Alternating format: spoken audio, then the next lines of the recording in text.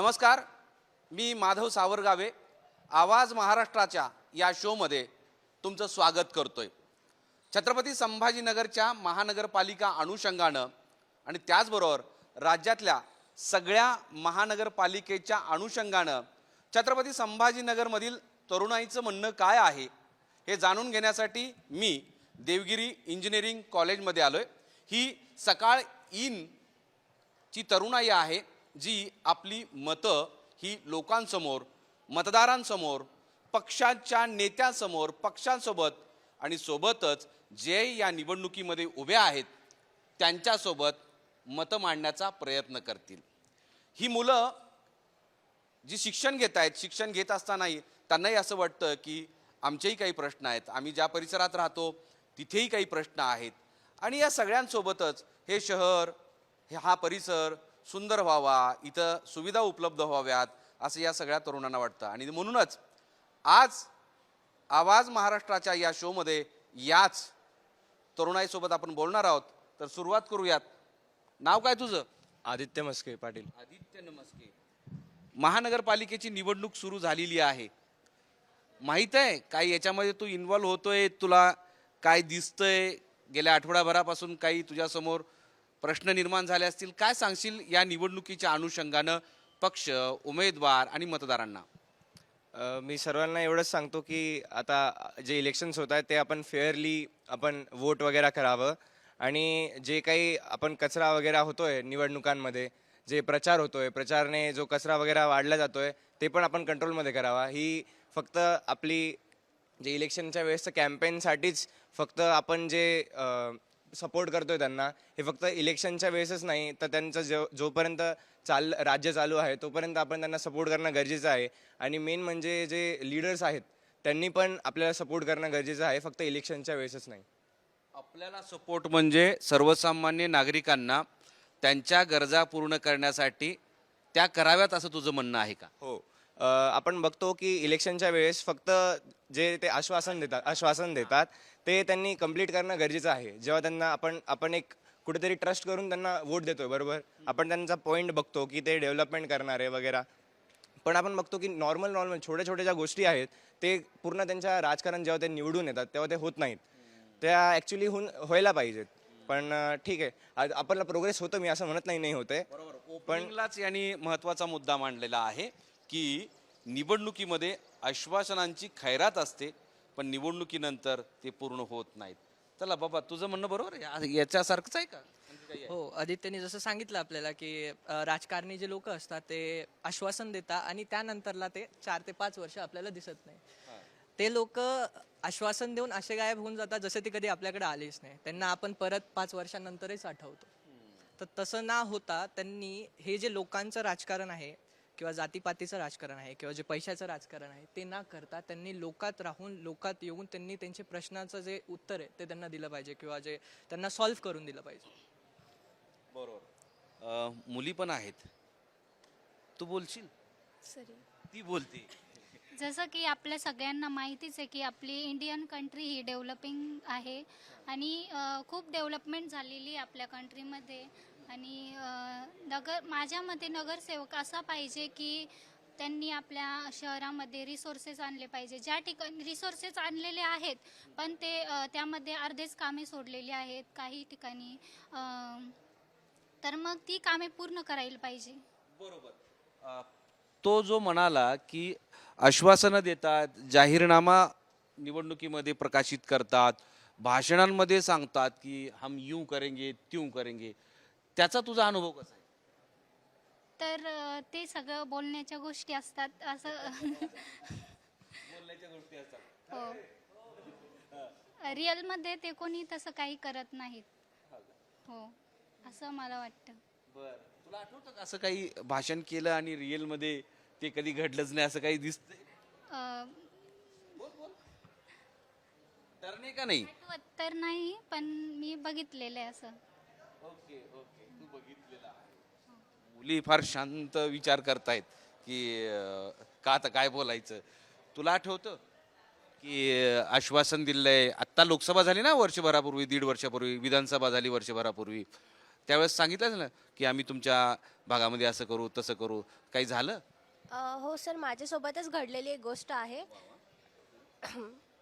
म्हणजे आमच्या इकडे जे निवडून आले होते त्यांनी निवडणुकीच्या वेळेस आम्हाला म्हटलं की आम्ही तुमचा रोड वगैरे बनवून देऊ. आणि नंतर जेव्हा आम्ही त्यांच्याकडे गेलो तर ते बोलले की आम्ही नंतर बनवून देतो. आम्ही त्यानंतर उपोषण पण केलं होतं त्यासाठी, पण तरीही त्यांचा काही रिस्पॉन्स नव्हता. म्हणजे बघा, आश्वासनं देतात निवडणुकीत, असं करू तसं करू म्हणतात, पण ते काही प्रत्यक्षात करत नाहीत. तर सुरुवातीलाच मुलांनी अत्यंत महत्त्वाच्या मुद्द्याला हात घातला आणि ते म्हणाले की या निवडणुकीच्या काळामध्ये हे सगळे लोक आश्वासनं देतात. बरोबर आहे का रे? हो. तुला काही अनुभव आहे? तुला काय वाटतं की नाही, त्यांनी दिलेले सर्व आश्वासन पूर्ण केले पाहिजे, म्हणजे जेवढे काळ पूर्ण केले पाहिजे? थोडं मध्ये जाऊ द्या मला. आश्वासन पूर्ण केलं. तू जरा नेत्यासारखा दिसायला लागला. नाही नेता नाही ना? नाही नाही शिक्षण पण नेता झालं पाहिजे का नाही? जरी चांगला नेता जरी झालो तर एक चांगला नेता बनल. फक्त आश्वासनच देणार नाही तर कामं सुद्धा करेल. असा नेता पाहिजे जो आश्वासन नुसतं देणार नाही तर काम पण करेल. काय काय काम करशील? माझ्या वॉर्डमध्ये जे नागरिकांना ज्या गोष्टीची गरज आहे, स्वच्छता वगैरे, रोड, नाल्या वगैरे सर्व कामे मी करेल. ज्या गोष्टींच्या अडचणी नागरिकांना असेल त्यांच्या त्या प्रॉब्लेम सुद्धा सॉल्व्ह करेन. तर आता हा आश्वासनाचा टप्पा, काही मतं या सगळ्या तरुणांनी व्यक्त केल्यानंतर यांनी मूळ मुद्द्याला हात घातलेला आहे की मी काय काय काम करेन नगरसेवक झाला किंवा राजकारणात आला तर तोच प्रश्न मी सगळ्यांना विचारतो की भाऊ, या महानगरपालिका निवडणुकीमध्ये जे नगरसेवक पदासाठी उमेदवार आहेत त्यांनी काय करायला हवं असं तुला वाटतं, तू जिथं राहतो त्या भागात? आता जे नगरसेवक पदाचे उमेदवार आहेत त्यांनी म्हणजे जे रस्त्याचे कामं जर खोळंबलेले असले किंवा बंद पडलेले असले ते कामं चालू करावे व त्या प्रभागातील स्वच्छता व कचऱ्याचे परिपूर्ण नियोजन करून ठेवावे. आणि पुन्हा अजून पाण्याची समस्या जर काही असली त्या प्रभागात तर ती ठीक करावी. आणि जे वरून बजेट येतं ते बजेट स्वतः न खाता पब्लिकच्या कामाला कसं येईल म्हणजे भ्रष्टाचार न करता जे पब्लिकच्या कामाला काम करता येतील ती करावे. बघा, यांनी सांगितलं नगरसेवक जर झालात तर त्याला रस्ते, कचरा आणि पाणी हे कामं करावी लागतात. तर आणखी काही मित्र आहेत आपल्यासोबत, त्यांच्याकडून आणखी काय, हे तीन तर आता नेहमीच आहे. आपल्या गल्लीत कचरा असतो, पाणी नाही म्हणून. तुझ्या शहरात पाणी आहे का? शहरात पाणी नाही, पाण्याची खूप तत्परता आहे. पाणी सध्या नाही. काय पाण्याचं राजकारण सुरू आहे का शहरात निवडणुकीत? हो, पाण्याचा राजकारण सुरू म्हणता येईल आपल्याला. का बरं की जे कोणी येतोय नगरसेवकचा उमेदवार तो आपल्याला फक्त एक आश्वासन देतो की मला निवडून आणा, मी तुमची पाण्याची सोय करण, असं करण तसं करण. बरं, आता बघ, पाणी, कचरा, रस्ते या तीन पलीकडे आणखी नगरसेवकांनी काय करावं असं तुला वाटतं? नगरसेवकांनी आपलं जे पद आहे त्या पदाचा वापर केला पाहिजे. जसं की रस्ता झाला तर रस्त्याला लाईट पण येतात. रस्ता, लाईट, लाईट पण येते. कारण की असं काही असं ठिकाण आहे जिथं फक्त रस्ता आहे पण लाईट नाही बनवलं. काही लोकांना त्रास होतो की रस्ता लाईट बनले पाहिजे. रस्ता आपली सिटीला आहे जे एका नगरसेवकांनी डेव्हलप केली पाहिजे. नाशिकसारखी किंवा पुण्यासारखी मेट्रो सिटीमध्ये कन्वर्ट झाली पाहिजे. आपली सिटी डेव्हलपमेंटमध्ये खूप महाग आहे. दिवे लावले पाहिजे. Yes sir. दिवे लावतात का? दिवे लावले पाहिजे. आणखी काय दिव्यासोबत काय करायला पाहिजे नगरसेवकांना? सहसा नगरसेवकांनी फर्स्ट म्हणजे सामान्य माणसाला जाऊन भेटलं पाहिजे की तुम्हाला काय प्रॉब्लेम आहे. आपण नॉर्मली प्रॉब्लेम्स काय बघतो की कचरा आहे, आपण आता हे समोरासमोर झाले. बट काय असतं की आता समजा 2 जण आहेत, एक्झाम्पल 2 जणात काहीतरी भांडणं असतात, ते भांडणं पूर्णांना समजून जातात. बट नगरसेवक तोपर्यंत जातच नाही. का तर नगरसेवक काय करतो, साधारण आपल्याला काय करायचं, त्याने आपल्याला मत थोडीन दिलंय. तर नगरसेवकने हा विचार नाही केला पाहिजे की मला मत आलंय का नाही. त्याने उलट दिलं पाहिजे की मला हा काम झालं पाहिजे यांचं काहीतरी.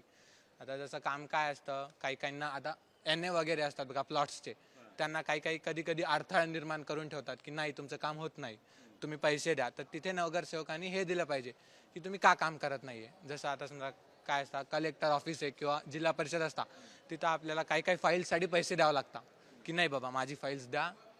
किंवा काय असतं की फाईल्सचे पैसे दिल्याशिवाय फाईलच समोर जात नाही. तर त्याच्यासाठी नगरसेवकांनी स्वतःचा हात दिला पाहिजे की बाबा नाही, तुम्ही करा हे काम, कारण हे बरोबर आहे, तुम्ही करा, तुम्ही काय म्हणून पैसे घेताय, हे नगरसेवकांनी केलं पाहिजे. आणखी एक काम यांनी सांगितलं. आणखी काही काम तुला माहिती आहेत? काय करायला? जसं की आपण बघतोय सर्वांनी जे मुद्दे मांडले की बाबा यांना हे केलं पाहिजे, ते केलं पाहिजे, डेव्हलपमेंट केली पाहिजे. आपण दरवर्षी बघतो, दर 5 वर्षाला नगरसेवकाची इलेक्शन होतात. जसं की हे वोटिंगसाठी गावोगावी त्यांचं जे नगरसेवकाच्या अंडरमध्ये जेवढे की येतात सगळं लोकेशनमध्ये, ते सर्वे करतात की बाबा आम्हाला वोट द्या, आम्ही ह्या सगळ्या गोष्टी करू, याच्यामध्ये इम्प्रूव्हमेंट करू. पण ते बोलून जातात.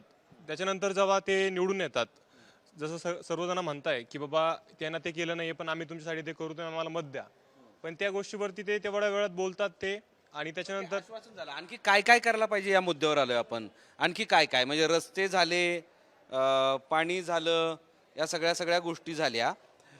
पण मुळात शहर सुंदर व्हावं, आकर्षक व्हावं, सर्वसामान्य या शहरवासियांना जिथं जाईल तिथं त्याला अडचण येऊ नये अशी आहे. आता बघा, संभाजीनगर शहरामध्ये मुलींसाठी रस्त्यावर कुठंतरी शौचालयाला जाण्यासाठी जागाच नसते. तिथं त्या मुलींना एकतर कॉलेजमध्ये किंवा थेट घरी जावं लागतं. मग बाजारात आल्यानंतर किती अडचण आहे. अशा अनेक साध्या गोष्टी आहेत की ज्या विचारात महानगरपालिकेने घेतली पाहिजे. त्याचबद्दल आपण या मुलीबरोबर जाऊन घेऊया. आणखी काय की वाटतं की बाबा ह्या सगळ्या मुलांनी काय काय केलं पाहिजे महानगरपालिकेने आणि नगरसेवकांनी? जसं की तुम्ही आता बोलत होते की अजून नगरसेवकांनी काय केलं पाहिजे, तर निमित्तच मी तुम्हाला सांगते की जसं की आता आपल्या याच्यात सिद्धार्थ गार्डन बघितलं तर एकच गार्डन आहे. तर आपल्याला अजून आपलं शहर कसं सुंदर करता येईल किंवा लोक अजून आपल्याकडे अजंठा, एलोरा अशा गोष्टी आहेत, तर कसं आकर्षित आपलं शहर केलं पाहिजे ते नगरसेवकांनी लक्ष दिलं पाहिजे. त्यानंतर अजून एक मुद्दा, मी एक विद्यार्थिनी आहे, तर त्या संदर्भात मला बोलायचं आहे की त्यांनी आता जसं का इंटर्नशिप, रिक्रुटमेंट्स अशा गोष्टी असतात ज्या आम्हा विद्यार्थ्यांना गरजेच्या असतात. तर कॉलेजला अशा काही गोष्टी प्रोव्हाइड केल्या पाहिजे आणि त्याच्याशी विद्यार्थ्यांना आम्हाला त्यांचा कॉन्टॅक्ट भेटला पाहिजे की आम्ही त्यांच्याशी बोलू शकू. इंडस्ट्रीजमध्ये आता एक्सपो तुम्ही बघितला असेल तर तिथे आम्ही जातो, तर तशा कॉन्टॅक्ट आम्हाला बनवून दिलं पाहिजे ॲज अ स्टुडंट. अशा अनेक गोष्टी आहेत ज्या नगरसेवकांनी फक्त बोलून आश्वासन देऊन फायदा नाही, तर नक्कीच तुम्ही घडवाल हे दाखवलं पाहिजे. बरोबर. राजकीय पक्ष नेते यांची एक जबाबदारी असते की आता ती म्हणाली सुरक्षेच्या संदर्भात मी पलीकडच्या ताईला विचारतो, तुला असं वाटतं का की या राजकारण्यांनी या निवडणुकीच्या काळामध्ये मुली आणि महिलांच्या सुरक्षितेच्या संदर्भात, त्यांच्या आता मी टॉयलेटच्या संदर्भात म्हणालो त्या बाबतीत विचार करतात का, आणि त्याबद्दल तुम्हाला काय वाटतं? तर मला असं वाटतं की ते पर्टिक्युलरली सुरक्षाबद्दल म्हणजे जे महिला म्हणजे हे असतात त्यांच्यासोबत महिला कार्यकर्ता असतात, तर ते मला असं वाटतं की त्यांच्या पब्लिसिटी म्हणा म्हणजे त्यांच्या शोर शराबेमध्ये ते तेवढं त्यांचं ध्यान देत नाही की म्हणजे सपोज असं गर्दी वगैरे असली की त्यांच्यासोबत धक्कामुक्की कधी काही पण होऊ शकतं आणि खूप लोकांसोबत अशी छेडखानी वगैरे पण होती. पण ते लोक त्या टाईमला त्याच्यावर फोकस नाही करत आणि पण ते लोक प्रॉमिसेस काय करतात की आम्ही विमेन्सची सेफ्टी करू वगैरे वगैरे, पण ते त्या टाइमलाच ते नाही करत तर ते नंतर काय करतील. हां, आणि म्हणजे ते करायला पाहिजे. हां, ते करायला पाहिजे. आणि जसे तुम्ही म्हणता की ते शौचालय वगैरे, तर ते टॉयलेट्स, तर ते पण आपण आता बघतो बस स्टँड वगैरे झालं तिथे बिलकुल पण स्वच्छता नाही आहे, बिलकुल पण नाही. ते आता खूप सारे लोक ते यूज पण नाही करत, पण खूप लोक असतात जे दूरनं प्रवास करायला येतात, तर त्यांना ते गरजेचं असतं आणि स्पेसिफिकली महिलांसाठी तर ते खूपच गरजेचं असतं. तर मला असं वाटतं की नगरसेवकांनी त्याच्यावर खूप जास्त फोकस केला पाहिजे. फक्त बाहेरून आपलं शहर चांगलं नाही दिसलं पाहिजे, पण हायजीन पण असली पाहिजे आणि सिक्युरिटी, स्वच्छता, क्लेनलीनेस सगळं असलं पाहिजे असं मला वाटतं. सगळे मुद्दे एका वाक्यातच तिनं सांगितलेलं आहे. तर संभाजीनगर शहर कसं वाटतंय तुला? मी संभाजीनगरमध्ये 4-5 वर्षापासूनच आहे, तर कम्पेअर केलं तर क्लीन एवढं नाही आहे. त्यातल्या त्यात रूल्सचं तर बिलकुलच पालन होत नाही. पोलीस पण असतात पण ते म्हणजे ठीक आहे, तर पोलीस पण असतात पण ते एवढं लक्ष देत नाहीत. तर मला असं वाटतं की बाकी जे पण मी शहर ट्रॅव्हल केलेले त्याच्या हिशोबाने संभाजीनगर थोडं मागे आहे, तर त्यांनी तिथे काम केलं पाहिजे. चाहे ते म्हणजे पोलीस असो किंवा इंटरनल असो किंवा एक्सटर्नल असो, सगळीकडे काम जरुरी आहे सध्या तरी. तर नगरसेवकाने याही गोष्टीचा विचार केला पाहिजे.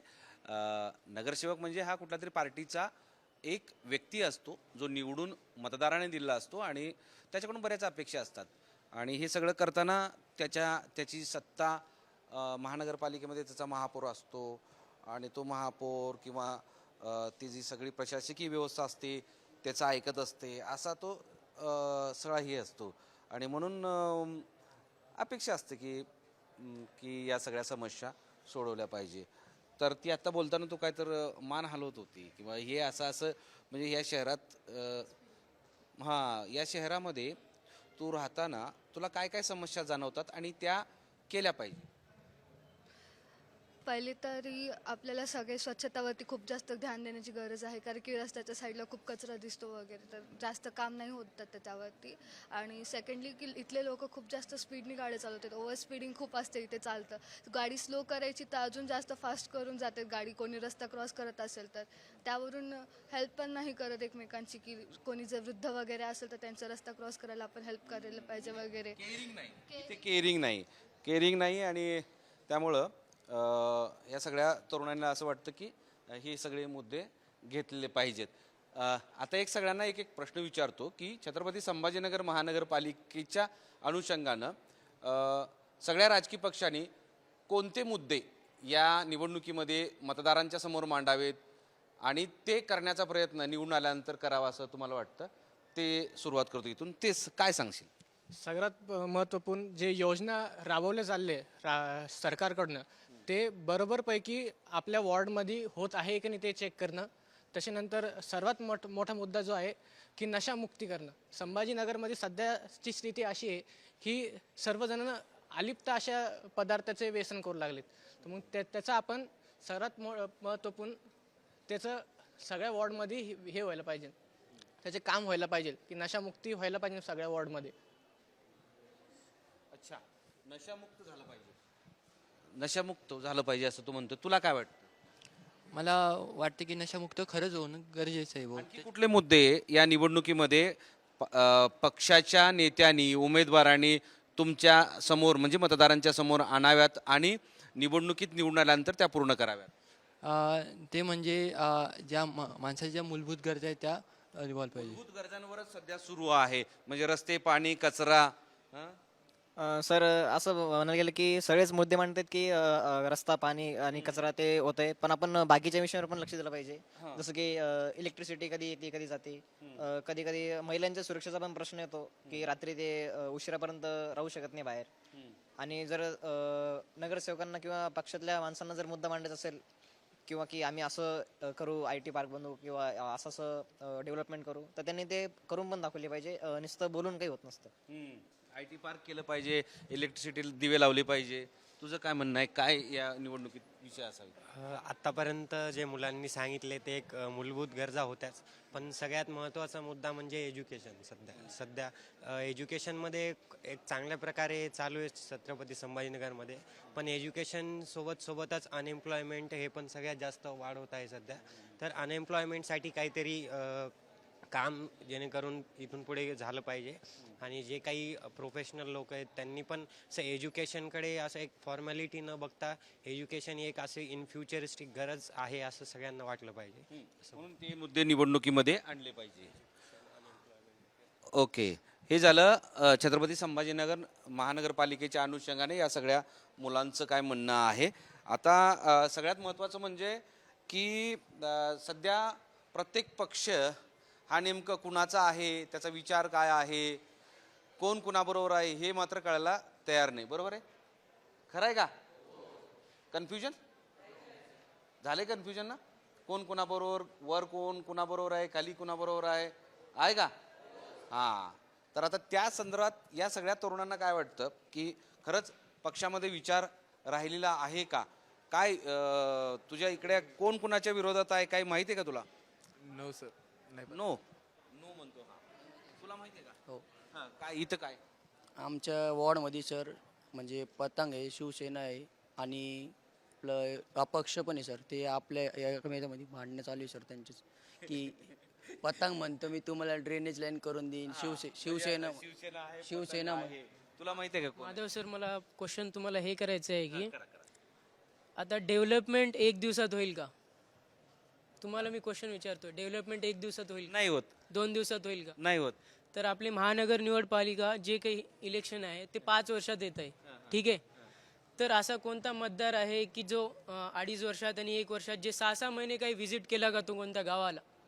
नगर परिषदमध्ये जेवढे गावे येतील, नगर परिषद शहर शहरामध्ये जेवढी गावी येतील, आता कसं आहे की गावोगावीमध्ये प्राथमिक शाळा, प्रायमरी स्कूल्स आहेत, ते कुठेतरी गमवत चालले आहेत असं मला वाटायलं.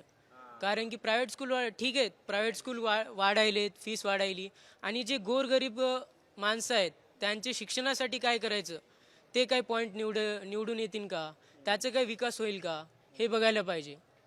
आणि डेव्हलपमेंट कधीही 1 दिवस 2 दिवस टाईम लागेल, पण इलेक्शन आलं तेव्हा व्हिजिट करणे ते काय बरोबर असं मला वाटत नाही. आणि मूळ शिक्षणाकडे बारीक लक्ष दिलं पाहिजे. आणि सर्वसामान्य ग्रामीण भागातल्या, शहराच्या आजूबाजूला शहरात येणाऱ्या या अनुषंगानं पण या निवडणुकीमध्ये उमेदवारांनी विचार केला पाहिजे. बरोबर आहे त्यांचं म्हणणं. पण मूळ मुद्दा तो एक असा विषय होता की तुला कुठले या निवडणुकीमध्ये पक्ष निवडणुकीमध्ये कुणाकुणासोबत आहेत आणि कुणाकुणाच्या विरोधात माहिती आहे का? हो सर, माहीत आहे. आता आपण बघूया विधानसभा किंवा लोकसभेला ते एकूण एकाचे अपोजिट होते, पण आता ह्या निवडणुकीसाठी जिथे त्याला वाटलं ते कमजोर आहेत ते एका जागी आलेले आहेत. कारण का सर, आपल्या इथे जेवढ्या निवडणुका होत्या ते पक्षाच्या जीवावर होतात, कोणी विकासाच्या जीवावर देत नाही.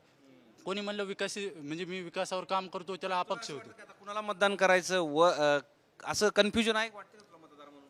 नाही सर, मला वाटते जो विकास देईल त्याला मतदान करायचं पक्षाचे. म्हणजे तुला पक्षाचा विचारधारेचं काही अडचण नाही, तुला काही विचारधारा लागल वरताई इकडे ये. कोण कुणाच्या विरोधात आहे काही माहिती आहे का तुला? नाही, मला त्याची काही आयडिया नाही अजून. आयडिया माहित नाही. शिवसेनेचे 2 भाग झालेत माहिती आहे? हो. कोण आहेत शिवसेनेचे 2 भाग? एक म्हणजे मला चिन्ह माहिती आहे कोणाचं काय आहे. मशाल आणि एक धनुष्यबाण. बरं, मशाल कुणाचं आहे? ते बरं, हिंदुत्व कुणाचं आहे, मशालचं आहे का धनुष्यबाणाचं? धनुष्यबाणाचं. मराठी कुणाचं आहे, धनुष्यबाणाचा का मशालचा आहे? मशालचं. बरोबर आहे. आता हिंदुत्व आणि मराठी यातला फरक आहे का?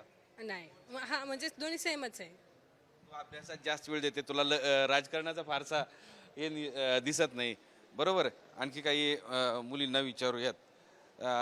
शिवसेना माहिती आहे का तुला? हो. तू सुरुवातीला ज्यावेळेस बोलायला सांगितलं त्यावेळेस हिच्याकडे बोट दाखवले. आता मला असं वाटतं की तुला ह्या गोष्टी चांगल्या माहीत असतील. राज्यात किती पक्ष आहेत? नाही माहिती सर. नाही माहित. किती शिवसेना आहेत? या निवडणुकीत किती पक्ष एकमेकांच्या विरोधात आहेत किंवा एकमेकांसोबत आहेत? खूप सारे आहेत, पण म्हणजे एवढं मेन नाही माहिती मला. मतदान करणार आहे का? हो. पण कधी करणार, कसं करणार, तुला तर काहीच माहित नाही. सर, अजून 18 वर्ष पूर्णच नाही झालेत मला. हे भारी होतं. 18 म्हणजे पुढच्या वेळेस मतदान करणार आहे. बरोबर. हा. नाही सर, काय आयडिया नाहीये. तुला माहिती आहे का? नाही सर. तुला माहिती आहे? काय सर? पक्ष कोणते एकमेकांच्या विरोधात आहेत? शिवसेना आहे, भाजप आहे, बरं. वा वा. अजून 2च माहिती आहेत मला. शिवसेना भाजप उभं आहे तेवढं माहिती. नाही, मला फक्त शिंदे आणि ठाकरे यांबद्दलचा वाद माहिती आहे. मग या वादामध्ये या महानगरपालिकेत कोण निवडून येईल असं तुला वाटतं? जसं की म्हणजे मला तर काही नाही वाटत, पण माझे जे पप्पा आहेत त्यांना असंच वाटतं की म्हणजे शिवसेना जे दोघं बाजू वेगवेगळे झाले त्यांनी मिक्सअप होऊन चांगलं देशाचं करावं. तर असं आहे. आता मुलींना फारसं या पक्षाच्या याच्याबद्दल माहित नाही. तुला माहिती आहे का भाऊ? हो, माहिती आहे. किती पक्ष या निवडणुकीमध्ये एकमेकांच्या विरोधात आहेत? जसं की भाजप, शिवसेना, उद्धव गट आणि शिंदे गट, त्याच्यानंतर राष्ट्रवादी अजितदादा गट, शरद पवार गट, MIM आणि कोणाच्या विरोधात आहे? सध्या तर शिवसेना, उद्धव गट आणि शिंदे गट हे तर सेपरेटली लढत आहेत. एकमेकाच्या विरोधात का सोबत आहेत? नाही, विरोधात लढत आहेत. त्यानंतर काही जणांनी युती केलेली आहे ज्यांचा महापौर येण्यासाठी. अजून काही राष्ट्रवादी हा पक्ष आहे की ते बी भरपूर म्हणजे काही ठिकाणी विरोधात आहे, काही ठिकाणी युतीत आहे. दोन्ही आता हे असं सगळं आहे. तुम्हा सगळ्यांना एकत्रित एक जोरात सांगा की या निवडणुकीमध्ये किती कोण कोणाच्या विरोधात आहे, सांगाल का?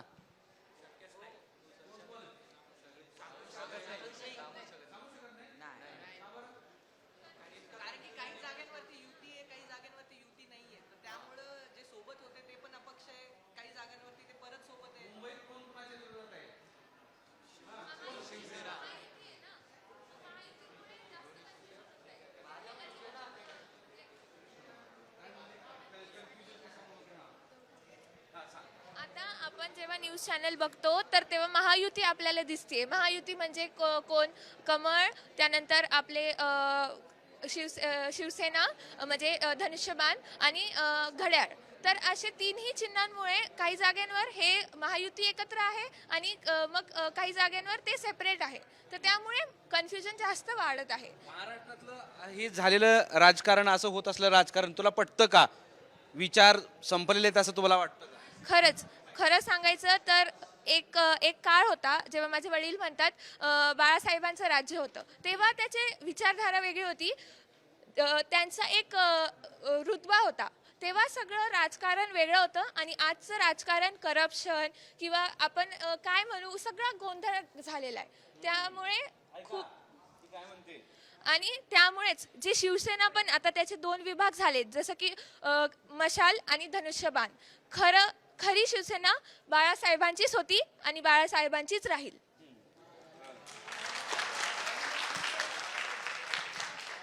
ती काय म्हणली की सगळं खिचडी झालेली आहे. हा सर, बरोबर आहे. मीन्स जसं जसं आपण बघू शकता सर की इतके पक्ष झालेत की मला वाटतं की सामान्य नागरिकाला जेव्हा इलेक्शनला मतदान करायला जातील ते सुद्धा कन्फ्यूज होतील, अरे मला मत कुणाला द्यायचं होतं. मीन्स इतके जास्त हे पक्ष झालेले आहेत.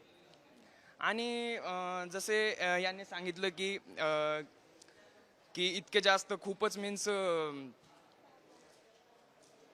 हा बोलतो सर एकच मीन्स सर काय म्हणजे कुठला विचार कोण कुणाबरोबर आहे हे सांगायला आपल्यालाच येत नाही. तुला तसं वाटतं? हां, मला तसंच वाटतंय सर. आता जर पाहिलं की कधी शिवसेना भाजप बरं असती, कोणती शिवसेना राष्ट्रवादी बरं असती. म्हणजे लोकांना कन्फ्युजन झालं की शिवसेना नेमकी खरी कोणती. पण ह्या सगळ्या परिस्थितीमध्ये महाराष्ट्राचं भलं होतंय का? काय म्हणजे हे स्वतःचा विचार करतात. राजकारणात कोण कोणाचा परमनंट शत्रू नसतो किंवा कोण कोणाचा मित्र नसतो. ते स्वतःच्या फायद्यासाठीच ते एकत्र येतात. म्हणजे त्यांना कोणाचं घेणं देणं नाही की हा मतदार काय विचार करेल. त्यांना स्वतःचा फायदा आहे, असं फायदा पाहतात ते. स्वतःचा फायदा बघतात. हां, तुझं काय म्हणणं आहे की बाबा आता ती जी म्हणाली ना, जसं ताईने सांगितलं की 2 शिवसेना आहे. एक बाळासाहेबांची शिवसेना, म्हणजे पहिले तर बाळासाहेबांचीच होती, पण आता बाळासाहेबांचा विचार कोण घेऊन चालले याच्यावरती आलोय आपण. उबाटा झाली किंवा शिंदेगड झाला. पण ह्या सगळ्या परिस्थितीमुळं महाराष्ट्राची जी ओळख होती ती ओळख आहे का ती ओळख आता पुसली जात आहे? महाराष्ट्राला कुठल्याही राजकारणी नेत्याची ओळखीची गरज नाही. महाराष्ट्र हा संस्कारशील होता की जो पूर्ण भारतामध्ये असं एक संस्कारशील राज्य होतं जिथं विचारांवर निवडणुका चालायच्या, विचारांवर पक्ष होते. म्हणजे एक डावा, उजवा किंवा हिंदुत्ववादी, प्रखर हिंदुत्ववादी, एक समाजवादी किंवा साम्यवादी असे पक्षाच्या विचारधारेचे तत्व होते. ती आता संपलेत असं वाटतं का? हो, मीन्स काही पक्षांचं म्हणणं आहे की आम्ही हिंदुत्ववादी, काही म्हणतात की आम्ही मराठी माणसांना सोबत घेऊन चालणार. पण ते आहे खरं आहे का उगाच निवडणुकीपुरतं? ते त्यांच्या पक्षामध्ये खूप प्रकारचे लोक असतात. ते प्रत्येकाचं. तुझं काय म्हणणं आहे याच्यात? तुझं नाही का? तुझं काय क्वेश्चन आहे क्वेश्चन काय की आत्ता सध्या महाराष्ट्राचं जे राजकारण सुरू आहे ते महाराष्ट्राच्या हिताचं आहे का? याच्यात महाराष्ट्राचा हिताचा जास्त विचार कोणी करत नाही आहे. प्रत्येकाला वाटतं की आपली सत्ता आली पाहिजे आणि हे सत्ता आणून पण काही जसं आपल्याला आश्वासन देता तसं काम करत नाही. म्हणजे काम करतं पण रस्त्याचं समजा तर कॉन्ट्रॅक्टर तसं निवडत नाही किंवा त्याची क्वालिटी बघत नाही ते. म्हणजे तिथं भ्रष्टाचार होतो. तर सातत्यानं निवडणुकीमध्ये भ्रष्टाचाराचा पैसा वापरला जातोय, पैशाचा प्रचंड वापर केला जातोय असं अनेक तरुणांचं म्हणणं आहे. आणि त्याच्याबद्दल काय वाटतं हे शेवटच्या टप्प्यात जाणून घेऊयात की निवडणुकीमध्ये पैशाचा खूप वापर होतो का आणि त्या वापरामुळं मतदार त्याला याला बळी पडतात का? हो सर, निवडणुकांमध्ये खूप म्हणजे असं खूप पैशांचा वापर होतो आणि त्याच्यात नाही आहे ना जो मतदार असतो तो पण त्याच्यात कधी कधी बळी पडतो की नाही आहे ना, नाही म्हटलं की पण तरी पैसे देतात आणि पैसे दिल्यावर आपण त्यालाच वोट द्यावं लागणार असं वगैरे काही होतं म्हणून. आणि ते पैशांच्या याच्यावर नाही आहे ना खूप हे करतात. असं चाललं नाही पाहिजे निवडणुकीमध्ये. जो शिक्षित व्यक्ती असतो तो तर ठीक आहे, तो पैसे घेत नाही, तो तर पैशांच्या याच्यात जात नाही. पण जे अशिक्षित असतात त्यांच्या आता सांगू नाही शकत पण काय होऊ शकतं. आता पैशांचा तर वापर होतोच सर निवडणुकीमध्ये. हो सर. हां, पैशाच्या वापरामुळं लोकशाही धोक्यात आले का या निवडणुकामध्ये असे पैसे वापर होत असतील तर? हो, माझ्या मते जर असं खरंच होईल, जर सामान्य माणूस काय त्याला जर असं वाटतं की आपण त्यांना ते पैसे घेतात पण वोट दुसऱ्याच कोणाला तरी देतात असंही खूपदा होतं. आणि ह्याच गोष्टीचा खूप जण गैरफायदा पण घेतात की येऊन त्यांना पैशांचा आमिष दाखवतात आणि त्यांच्याकडून मत विकत घेतात. पण मग असंही कधी कधी होतं की ते त्यांच्यासमोर म्हणतात की हो आम्ही तुम्हाला देऊ आणि मागे परत दुसऱ्याकडून कोणाकडून परत वेगळे पैसे घेऊन परत वेगळ्यांना मत चाललं जातं. असं खूप वेळेस होऊन जातं. मग निवडणूक कशी झाली पाहिजे आणि निवडून आल्यानंतर काय काम केलं पाहिजे असं तुला वाटतं? निवडणूक झाल्यानंतर सगळ्यात पहिले उमेदवारांनी तरी नियोजन केलं पाहिजे. आम्ही जसं म्हणलं की या दादांनी ताईंनी असं सांगितलं की आम्ही सगळे आश्वासनं म्हणजे आम्ही देतो पण ते पालन करत नाही त्यांनी ते केलं पाहिजे, त्यांचं नियोजन केलं पाहिजे असं. थँक्यू. एवढंच. त्याचं पालन केलं पाहिजे. चला एक शेवटचा सगळ्यांना प्रश्न विचारतो. हात वर करा, कोणी कोणी बोलू शकतं ते, म्हणजे तू बोलू शकतो. आणखी 2 3 हां आम्हाला हात वर करा. तर या निवडणुकामध्ये गैरप्रकार करू नये किंवा पैशाचा वापर करू नये, सोबतच निवडणूक ही कशी व्हावी आणि निवडून आल्यानंतर सगळ्याच पक्षांनी काय करायला हवं ते आम्हाला सांग. निवडून आल्याच्या नंतरला पक्षांनी किंवा नेत्यांनी त्यांच्या वार्डामध्ये खरंच विकास होतोय का हे पाहणी करणं खूप गरजेचं आहे. वरतून निधी तो येतोच पण त्या निधीचा खरंच उपयोग होतोय का, ते खरंच उपयोग करू शकतील का, त्या हिशोबाने त्यांनी राजकारण केलं पाहिजे. राजकारण हे त्यांनी लोकांसाठी केलं पाहिजे, स्वतःसाठी नाही केलं पाहिजे. हा सगळ्यात मोठा मुद्दा असतो. खुद के लिए नाही लोगों के लिए. हां, त्यांचं अजून तुझं काय म्हणणं आहे? सर त्यांनी आपला जे येतो जे समजा निवडून आला ना सर, त्यांनी त्यांचा निधीचा नीट वापर केला पाहिजे आणि नॉन करप्ट इलेक्शन झालं पाहिजे सर. ओके, कोण आणखी? तो हां सर, माझं म्हणणं आहे की जो पैसा आता वाटला जातोय, जो मतदारांना दिला जातोय, तो पैसा आता वाटतं तर खूप होतंय त्यांचं, पण त्या पैशाचा कुठेतरी नंतर वापर केला पाहिजे त्यांनी. म्हणजे जो पैसा वाटूनच मतदारांना देण्यापेक्षा त्याचा काहीतरी उपयोग आणला पाहिजे चांगले. की जसं की आता जिथं आता कॉलनीचा विकास करावा आणला पाहिजे, हे केला पाहिजे. हां, तर काय केलं पाहिजे निवडणुका व्यवस्थित झाल्यानंतर? याला सोड आता. नाही आता तर तसं आता सोड. ठीक आहे. जसे आपण बघू शकता की इलेक्शनच्या आधी प्रत्येक कॅन्डिडेट घरोघरी येतात. आई, ताई, दादा, काका, मला वोट द्या बोलता. आणि सामान्य नागरिक हा विश्वास करून वोट पण देतो. पण कॅन्डिडेट असा पाहिजे की जो इलेक्शन झाल्यास पण प्रत्येक घरोघरी आला पाहिजे आणि तो बोलला पाहिजे, ताई तुम्हाला काही अडचण आहे का, इथं सगळं काम व्यवस्थित चालू आहे का, असा नेता पाहिजे. असा नेता या सगळ्या तरुण मुलांना हवा आहे. आणि ही सगळी तरुणाई तेच सांगते आहे की आता महानगरपालिकेच्या निवडणुका होत आहेत. या निवडणुकीमध्ये गैरप्रकार करू नये, पैशाचा वापर करू नये.